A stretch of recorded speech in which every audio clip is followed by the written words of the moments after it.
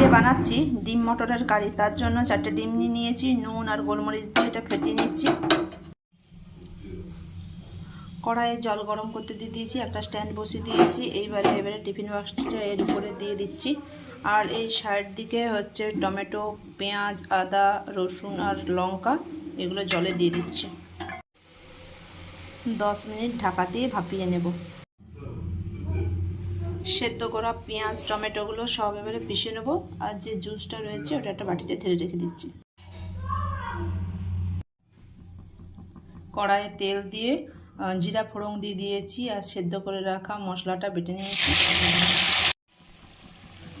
এর সাথে কাশ্মীরি লঙ্কার গুঁড়ো, হলুদ আর ভাজা মশলা দিয়েছি।